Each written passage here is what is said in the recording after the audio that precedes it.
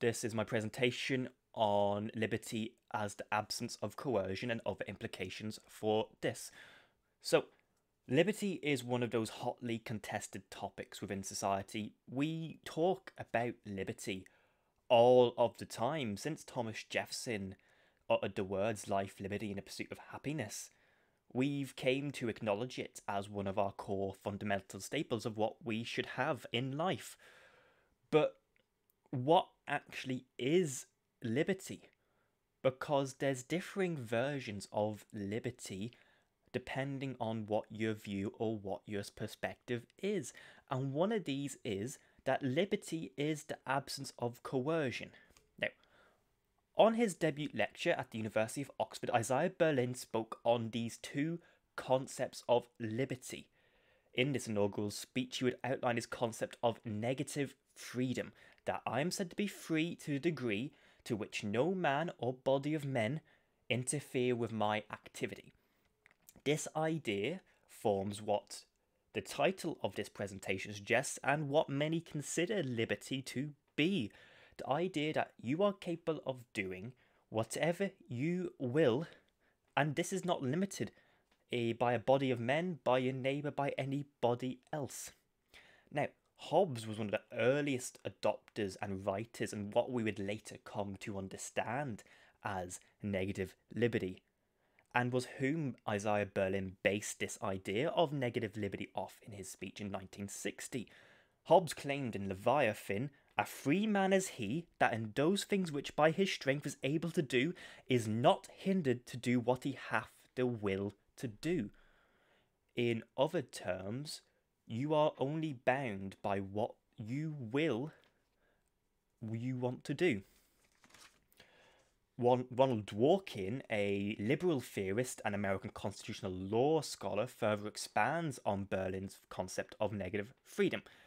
In his study, Taking Rights Seriously, but in particular his essay What Rights Do We Have?, he adopted Isaiah Berlin's concept of negative liberty as his idea of what liberty should be. And he said this liberty must be protected in a much stronger sense, otherwise it would allow totalitarian governments to masquerade as liberal, simply by arguing that they prevent men from doing what is wrong. A more libertarian theorist, Robert Nozick, argued that in his work Anarchy, State and Utopia, a much, much more limited and lenient state was necessary in order to enshrine the liberty that he desires in what he calls the ultra-minimal state, which would have no rehabilitative or retributive function, but only a monopoly on ensuring and enforcing rights. He further argues that self-ownership of land and property, but also the non-aggression principle, would allow for improved and unimpaired freedom. So what are the real-world implications of negative freedom, negative liberty? Well, like many theories, despite there being a broad understanding or a broad agreement about the term itself, many theorists actually differ what this negative freedom would entail.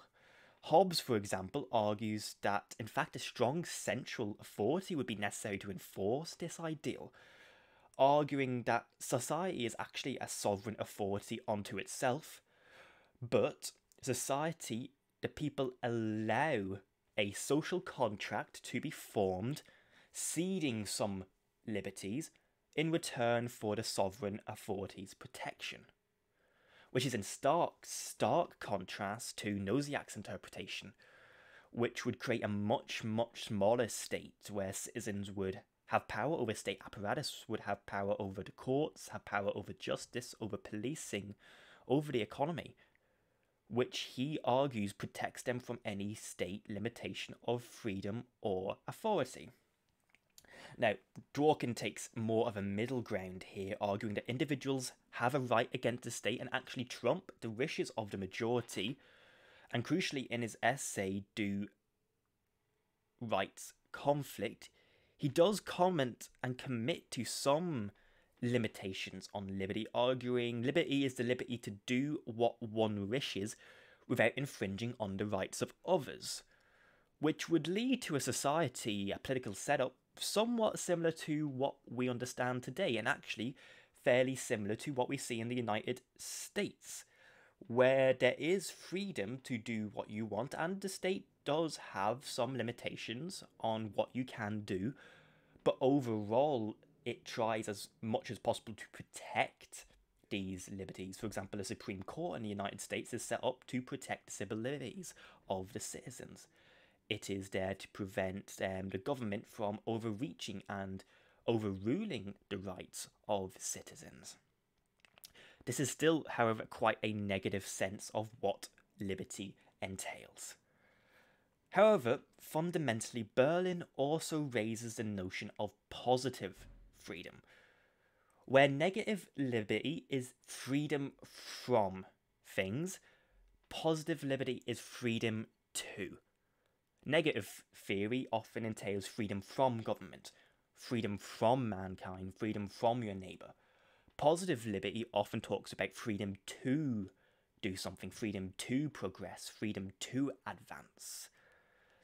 In essence, the freedom to be one's own master. Positive liberty theorists tend to look at society and actually want a authority that's much more involved or even more paternalistic attitude to protecting liberty. Jean-Jacques Rousseau wrote in his renowned work, The Social Contract, he argued that individual freedom was in fact found through participation in communities, societies, and authorities, where the general will was an association or body that creates and upholds this sort of morality and liberty in a community, that in fact you participate and you give up somewhat negative theories would call liberties to actually create liberty. He also does argue, similarly to Hobbes, that people form and follow the sovereign in a similar sort of social contract, but the sovereign in Rousseau's ideal will follow the wishes of whom creates it, as it cannot alienate any part of itself, those who make up of it, and it can have any interest but the peoples who make up of it.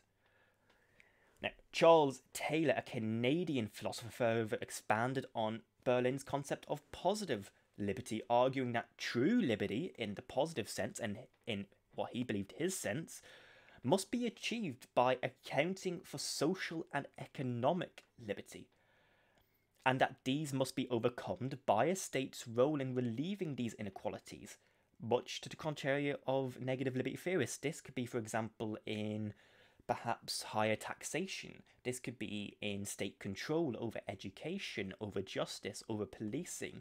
This could be things like mandates for people who are poorer or for minorities, which contrasts extremely, extremely heavily from what we see negative theorists want. Negative theorists want this sort of pure, unlimited freedom, where often positive theorists seem to dispute that sort of pure positive freedom and agree that there actually has to be some level of state interference to allow certain people to rise up. In fact, Nozick suggests that people could even enter in economic forms of slavery because it's one man's will over the other person. That sort of extreme logical conclusion of negative freedom, whereas positive theorists like Charles Taylor argue that actually those who are encumbered, those who are for whatever reason unable to achieve the same, may need help in doing so. And this, in real life, in real world implications, might quite remind you of the sort of Western European welfare state in a way.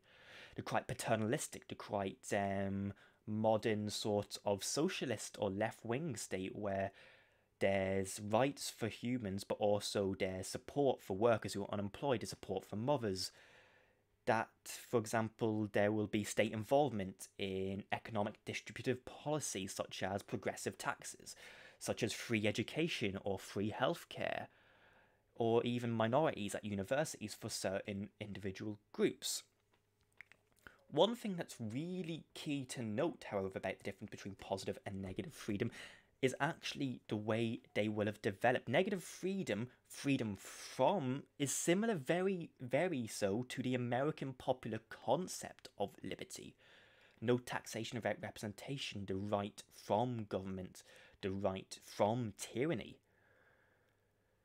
Which, of course, based on the perceived tyranny of the British Empire at the time, the Stamp Acts and the Quartering Acts. Meanwhile, positive freedom stems its intellectual origins, of course, from the French Revolution. The freedom to do things, liberté, equalité, fraternité, ideals spread much more in Europe. So, implications of both are difficult to define because theorists obviously differ on what the two different concepts mean. Even if two theorists agree that positive freedom or positive liberty is the right way forward, they may not agree on what is the best way forward. In the case of the topic, is liberty the absence of coercion? The statement itself sounds innocuous, and you would be hard-pressed not in a way to agree with it, but it depends on what you define as coercion. I personally agree with the social contract where we do give up some of our rights to the government. We give up the right to murder, to thieve, and that's okay. But coercion by other forces, by people, that's a different matter. I should be free to start a business, to engage in whatever university course I want. And in a way, the government of the United Kingdom has partaken in some form of positive liberty in that sense because I got a loan. I may not have been able to attend university without that loan. So, I don't agree in essence that liberty is the absence of coercion. I think that liberty is freedom unto yourself. Freedom to make the choices that you want, but sometimes that will be aided by a state, a government, an authority. Much in the traditional sense that we see in communities in Western Europe. Thank you very much. Have a great day.